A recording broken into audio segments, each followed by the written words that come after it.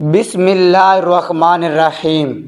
شروع اللہ کے بابرکت نام سے جو بڑا مہربان نہایت رحم و کرم کرنے والا ہے۔ السلام علیکم محترم ناظرین، اللہ تعالیٰ نے حضرت آدم علیہ السلام کو کیسے تخلیق کیا اور حضرت آدم علیہ السلام کو کیسے فرشتوں نے سجدہ کیا اور حضرت آدم علیہ السلام کی پیدائش کیسے ہوئی، حضرت آدم علیہ السلام کو آدم کیوں کہتے ہیں، ان تمام تر سوالات کے جوابات جاننے کے لیے ہماری اس ویڈیو کو اینڈ تک ضرور دیکھیں۔ محترم ناظرین، اللہ کریم نے زمین و آسمان بنانے سے پہلے فرشتوں کو پیدا فرمایا، پھر جنات کو آگ کے شعلے سے پیدا کیا گیا اور ان کے بعد انسان کو پیدا کیا گیا۔ سب سے پہلے انسان اللہ پاک کے پیارے نبی حضرت آدم علیہ السلام ہیں اور آپ پہلے رسول بھی ہیں جو شریعت لے کر اپنی اولاد کی جانب بھیجے گئے۔ حضرت نوح علیہ السلام کو اول رسول اس وجہ سے کہا جاتا ہے کہ آپ علیہ السلام کو کفر شرک پھیلنے کے بعد سب سے پہلے مخلوق کی ہدایات کے لیے بھیجے گئے۔ حضرت آدم علیہ السلام پہلے خلیفۃ اللہ بھی ہیں۔ محترم ناظرین، اگرچہ تمام انبیاء علیہ السلام اللہ پاک کے خلیفہ ہیں، لیکن یہاں خلیفہ سے حضرت آدم علیہ السلام مراد ہیں۔ فرشتوں کو حضرت آدم علیہ السلام کی خلافت کی خبر اس لیے دی گئی کہ وہ ان کے خلیفہ بنائے جانے کی حکمت معلوم کریں، ان پر خلیفہ کی عظمت و شان ظاہر ہو کہ ان کو پیدائش سے پہلے خلیفہ کا لقب عطا کر دیا گیا اور آسمان والوں کو ان کی پیدائش کی خوشخبری دی گئی۔ اے پیارے دوستو، اے عاشقان رسول صلی اللہ علیہ وسلم، اللہ کریم اس سے پاک ہے کہ اسے کسی سے مشورے کی ضرورت ہو۔ البتہ یہاں خلیفہ بنانے کی خبر فرشتوں کو ظاہری طور پر مشورے کے انداز میں دی گئی۔ اس سے اشارہ معلوم ہوتا ہے کہ کوئی اہم کام کرنے سے پہلے اپنے ماتحت افراد سے مشورہ کر لیا جائے تاکہ اس کام سے متعلق ان کے ذہن میں کوئی بات ہو تو اس کا حل ہو سکے یا ایسی مفید رائے مل جائے جس سے وہ کام مزید بہتر انداز سے ہو جائے۔ اللہ پاک نے اپنے پیارے آخری نبی صلی اللہ علیہ وآلہ وسلم کو بھی صحابہ کرام رضی اللہ تعالی عنہ سے مشورہ کرنے کا قرآن حکیم میں کم ارشاد فرمایا، بے شک اللہ پاک کو فرشتوں اور حضور علیہ الصلوۃ والسلام کو اپنے اصحاب سے مشورہ کرنے کی حاجت نہیں ہے، لیکن مشورہ کرنے کا فرمان تعلیم امت کے لیے ہے تاکہ امت بھی اس سنت پر عمل کریں۔ حضرت عبداللہ بن عباس رضی اللہ تعالیٰ عنہ سے روایت ہے کہ جب یہ آیات مبارکہ اور کاموں میں ان سے مشورہ لو نازل ہوئی تو نبی رحمت صلی اللہ علیہ وسلم نے ارشاد فرمایا، بے شک اللہ پاک اور اس کا رسول صلی اللہ علیہ وسلم مشورے سے پاک ہیں، لیکن اللہ پاک نے مشورے کو میری امت کے لیے رحمت بنا دیا ہے۔ محترم ناظرین، اللہ پاک نے حضرت آدم علیہ السلام کو بغیر ماں باپ کے مٹی سے پیدا فرمایا۔ آپ کی پیدائش کا واقعہ کچھ یوں ہے کہ اللہ پاک نے حضرت جبرائیل علیہ السلام کو حکم ارشاد فرمایا کہ زمین سے مٹی اٹھا کر لاؤ۔ حضرت جبرائیل علیہ السلام نے زمین سے مٹی اٹھانی چاہی تو زمین نے اس کا سبب پوچھا، آپ نے سارا واقعہ بیان کیا۔ اس پر زمین کہنے لگی، میں خدا کی پناہ چاہتی ہوں اس بات سے کہ مجھ سے کچھ کم کیا جائے یا میری کوئی چیز خراب کی جائے۔ حضرت جبرائیل علیہ السلام مٹی لیے بغیر واپس لوٹ آئے اور عرض کی، اے میرے رب، زمین نے تیری پناہ مانگی ہے تو میں تیرے نام پاک اور تیری عزت کا ادب کرتے ہوئے واپس آ گیا اور اسے پناہ دے دی۔ پھر اللہ پاک نے حضرت میکائیل علیہ السلام کو بھیجا تو انہوں نے بھی اسے پناہ دے دی اور بارگاہ الہی میں وہی عرض کی جو حضرت جبرائیل علیہ السلام نے کی تھی۔ پھر اللہ پاک نے حضرت اسرافیل علیہ السلام کو بھیجا تو وہ بھی اسی طرح واپس آ گئے۔ پھر حضرت اسرائیل علیہ السلام کو بھیجا، جب زمین نے ان سے پناہ مانگی تو انہوں نے فرمایا، میں اس بات سے اللہ پاک کی پناہ مانگتا ہوں کہ اس کے حکم پر عمل کیے بغیر واپس چلا جاؤں۔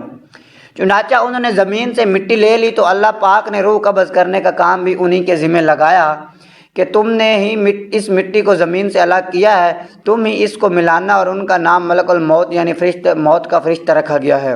پیارے دوستو، اللہ پاک کے پیارے آخری نبی مکی محمدی محمد عربی صلی اللہ علیہ وسلم نے ارشاد فرمایا، اللہ پاک نے حضرت آدم علیہ السلام کو ایک مٹھی سے پیدا کیا، تمام روح زمین سے لی گئی، لہٰذا اولاد آدم زمین کے اندازے پر آئی، ان میں سرخ، سفید اور کالے اور درمیانے اور نرم و سخت پلید و پاک۔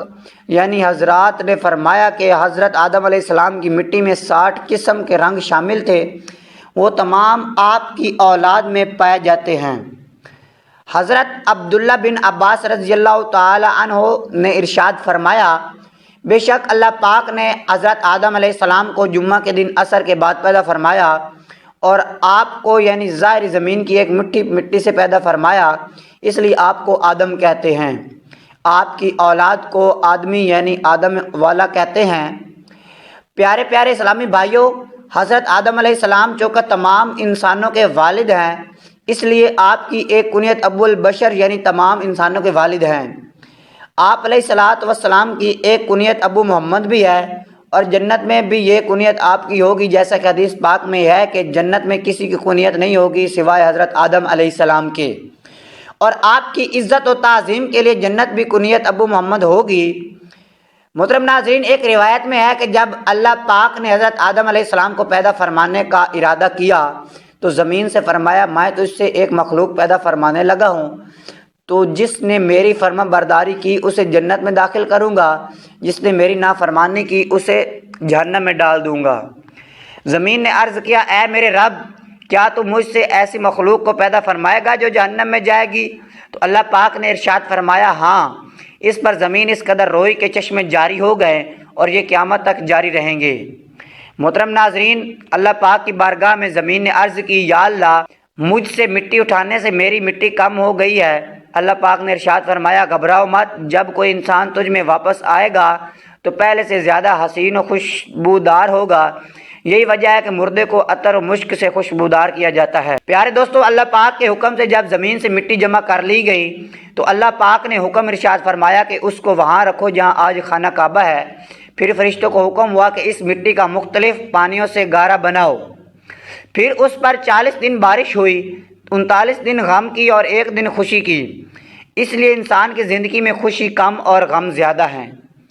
محترم ناظرین، حضرت آدم علیہ السلام کا مبارک خمیر جس مٹی سے تیار ہوا، اس سے بچ جانے والی مٹی شریف سے کھجور کا درخت بنایا گیا، جیسا کہ مسلمانوں کے چوتھے خلیفہ حضرت مولا علی شیر خدا رضی اللہ تعالی عنہ بیان کرتے ہیں کہ حضور صلی اللہ علیہ وسلم نے ارشاد فرمایا، کھجور کا احترام کرو کیونکہ یہ تمہارے والد حضرت آدم علیہ السلام کی بچی ہوئی مٹی سے پیدا کی گئی ہے۔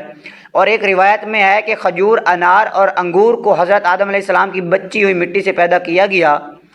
پیارے پیارے دوستو، اسلامی بھائیوں، جب حضرت آدم علیہ السلام کے مبارک وجود کے لیے گارا بنا لیا گیا تو اسے ہواؤں کے ذریعے اتنا خشک کیا گیا کہ وہ بجنے والی مٹی کی طرح ہو گیا، جیسے ٹھیکری مٹی۔